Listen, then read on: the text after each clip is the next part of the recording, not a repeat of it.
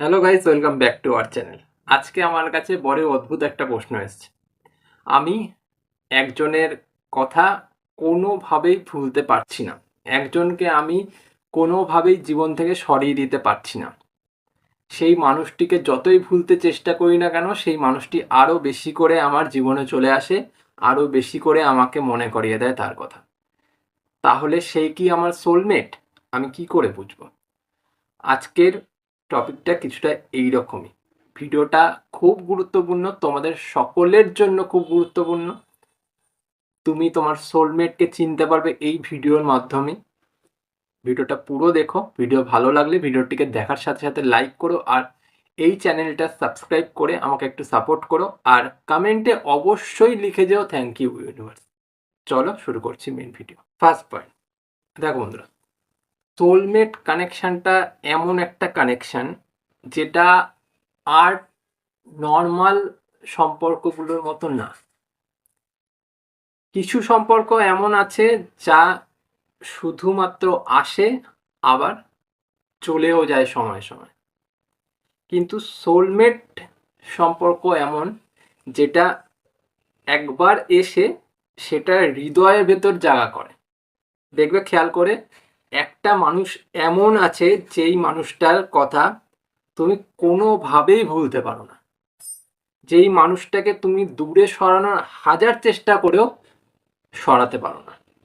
যেই মানুষটা ঝগড়া, অশান্তি, রাগ, অভিমান সব কিছু হয়ে যাওয়ার পরেও, তুমি ব্রেকআপ কথাটা উচ্চারণ করে দেওয়ার পরেও ব্রেকআপ হয়নি।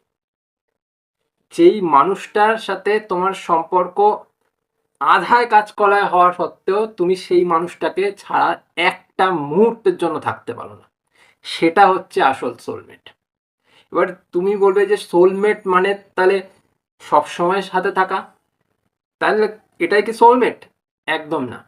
যেই মানুষটা তোমার সব সময় সাথে থাকে, যেই মানুষটা তোমার সব সময় কাছে থাকে, প্রত্যেকটা বিষয়ে তোমার সাথে হ্যাঁ হ্যাঁ মিলায়, না না মিলায়, তাহলে কি সে সোলমেট? না, অবশ্যই না। যে হ্যাঁ হ্যাঁ মিলাচ্ছে, যে না না মিলাচ্ছে, সেই মানুষটার কোনো একটা অভিসন্ধি আছে। যে তুমি যেটাকে হ্যাঁ বলছো, ও হ্যাঁতে হ্যাঁ মিলাচ্ছে যাতে সেই বিষয়টাতে তুমি খুশি হয়ে যাও আর ও নিজের স্বার্থ পূরণ করতে পারে। কিন্তু যে সোলমেট হবে, দেখবে ও তোমাকে প্রত্যেকটা জিনিসে আটকাচ্ছে, প্রত্যেকটা সে জিনিসে বাধা দিচ্ছে, প্রত্যেকটা জিনিসে তোমাকে দূরে সরিয়ে দিচ্ছে, কিন্তু তোমাকে ছেড়ে কোনো সময় যেতে পারছে না। না তুমি ওকে ছেড়ে দূরে থাকতে পারছো, না ও তোমাকে ছেড়ে দূরে থাকতে পারছে। হয়তো 6 মাস কথা বন্ধ হয়ে থাকছে, কিন্তু তোমরা দুজন ভীষণ পরিমাণ মিস করছো। এটা সোলমেট। সেকেন্ড পয়েন্ট, দেখো সোলমেট কারা। সোলমেট যদি তুমি বুঝতে চাও, দেখবে যেই মানুষটা যেই মানুষটার সাথে তোমার ঝগড়া হচ্ছে, অশান্তি হচ্ছে, হয়তো সে পাত্তা দিচ্ছে না, হয়তো তুমি ভাবছো আর না, অনেক হয়েছে, এবার আমি মুভ অন করে নেবো, বা আমি ওর থেকে দূরে চলে যাব, আমি নিজেকে ভালো রাখার চেষ্টা করব, আমি শান্তিতে থাকার চেষ্টা করব। ঠিক যেই সময়টাতে তুমি শান্তিতে থাকার কথা ভাবলে আর ওই মানুষটাকে দূরে সরানোর চেষ্টা করলে, ঠিক সেই সময়ই তার হয়তো নাম দেখলে, তার হয়তো ছবিটা দেখলে, তার হয়তো গায়ের পারফিউমের স্মেলটা পেলে, বা তার পছন্দের কোনো গান তোমার কানে বেজে উঠলো, এইগুলো তোমাকে আর দূরে সরতে দিল না। তুমি আবার সেই আগের জায়গাতেই ফিরে এলে। তুমি যে এত পরিকল্পনা করেছিলে যে আমি ওর থেকে দূরে চলে যাব, ওর কথা আর ভাববো না, ওর জন্য আর কিছু করব না, ও আমাকে বোঝে না, এক্সেট্রা নানান কথা তুমি ভেবেছিলে, কিন্তু সব কাজের মধ্যে জল ঢেলে গেল। মানে তুমি আর নিজের সেই দৃঢ় ভাবনা চিন্তায় আর কাজ করতে পারলে না। তুমি ঠিক আগের জায়গায় ফিরে গেলে, আবার সেই চিন্তাতে চলে গেলে, আবার সেই মানুষটার কথা ভাবতে শুরু করে দিলে। এটা হচ্ছে সোলমেট। যাকে ছাড়া তুমি থাকতে পারো না, যাকে ছাড়া তুমি চলতে পারো না, যাকে ছাড়া কোনো কিছু ভাবতে পারো না, এটাই সোলমেট কানেকশন। যখন সে সোলমেট হবে, মানে হৃদয়ের বন্ধু, তখন দেখবে তোমার কানেকশনটা এমন ভাবে হবে যে তুমি তাকে ছাড়া কোনো কিছু ভাবতেই পারছো না। তুমি কোন ওকে অন্য কারোর সাথে দেখলে তুমি কিছু সইতে পারছো না, বুঝতে পারলে? তখন তাকে সোলমেট বলবো। আর নয়তো অনেক মানুষ এমন আছে যারা আসছে যাচ্ছে, আজ সম্পর্ক হলো, দুদিন কথা হলো, 3 দিনের দিন শারীরিক সম্পর্ক হলো, 4 দিনের দিন ব্রেকআপ হয়ে গেল। তাহলে কি আমি তাকে সোলমেট বলবো? অবশ্যই না। সে সোলমেট তো নয়। যেই মানুষটা আমায় বুঝবে, যেই মানুষটাকে আমি বুঝবো, যেই মানুষটা আমায় ছাড়া থাকতে পারবে না, যেই মানুষটাকে ছাড়া আমি থাকতে পারবো না, সেটাই সোলমেট। থার্ড পয়েন্ট, দেখো, ধরো তোমার প্রিয়জন অনেক দূরে থাকে, তার সাথে তোমার রোজ দেখা হওয়া সম্ভব নয়, অথবা এমনও হচ্ছে রোজ কথাও হচ্ছে না, সে হয়তো অন্য শহরে থাকে বা বিদেশে থাকে। এবার হঠাৎ এমন ফিলিংস হলো যে সেই মানুষটার জন্য তোমার মনটা ভারী হয়ে গেল, হয়তো সেই মানুষটার কথা হঠাৎ মনে পড়ে গেল, সেই মানুষটির জন্য হঠাৎ চোখে জল এসে গেল, সেই মানুষটির কথা ভেবে হঠাৎ কান্না পেয়ে গেল, সেই মানুষটির কথা ভেবে হঠাৎ করে মুখে হাসি ফুটে এলো। এই বিষয়টা কেন হচ্ছে? এই বিষয়টা তখনই হচ্ছে যখন একে অপরকে তোমরা দুজনেই একসাথে মনে করছো। এবার যেই মানুষটির সাথে তোমার আত্মার যোগাযোগ থাকবে না, যেই মানুষটি তোমার সাথে জাস্ট সম্পর্কটা রাখতে এসেছে, যে আমি ওর থেকে কিছু নিয়ে চলে যাব, বা আমি ওর সাথে রয়েছি, আমার কোনো অভিসন্ধি রয়েছে, সে আমার এই কাজটা করে দেয় তাই জন্য আমি ওকে ভালোবাসি, তার সাথে এই বিষয়গুলো ঘটবে না। যেই মানুষটির সাথে তোমার এই বিষয়টা ঘটছে, যে দূরে থেকেও তুমি তাকে অনুভব করতে পারছো, হয়তো তার অসুস্থতা হয়েছে, বা তার শরীর খারাপ, বা সে কোনো প্রবলেমে আছে, সে কষ্টে আছে, সে দুঃখে আছে, তুমি দূরে থেকে সেটাকে উপলব্ধি করতে পারছো, তোমার মন ভারী হয়ে যাচ্ছে, তোমার চোখে জল চলে আসছে, তোমার কিছু ভালো লাগছে না, তোমার শরীর খারাপ লাগছে ওর শরীর খারাপ দেখে। কেন হচ্ছে এটা? এটা হওয়ার কারণ ওখানেই যে সেই মানুষটি খারাপ অবস্থাতে রয়েছে, সেই মানুষটি দুঃখে আছে, সেই মানুষটি কষ্টে আছে, সেই মানুষটির জন্য তোমার মনটাও ভারী হয়ে যাচ্ছে, কারণ ওর খারাপ লাগা তোমার খারাপ লাগায় পরিণত হচ্ছে, বুঝতে পারলে? এটা কিন্তু ওই কারণেই হচ্ছে, কারণ তুমি তার হৃদয়ের বন্ধু। শুধুমাত্র তার সাথে দেখা হলো বলেই সম্পর্ক হয়ে গেল তা না। এই সম্পর্ক দেখবে তুমি, তোমাদের দুজনের মধ্যে পরিচয় হওয়ারও অনেকদিন আগে থেকে সম্পর্ক চলছে, তোমরা কিন্তু টের পাওনি। হয়তো তুমি তাকে বহুদিন আগে থেকে পরিচিতির মধ্যে এনেছো, তুমি অনেক দিন আগে থেকে তাকে দেখছো, তাকে স্টক করছো, কিন্তু তার সাথে সম্পর্ক তুমি গড়ে তোলোনি।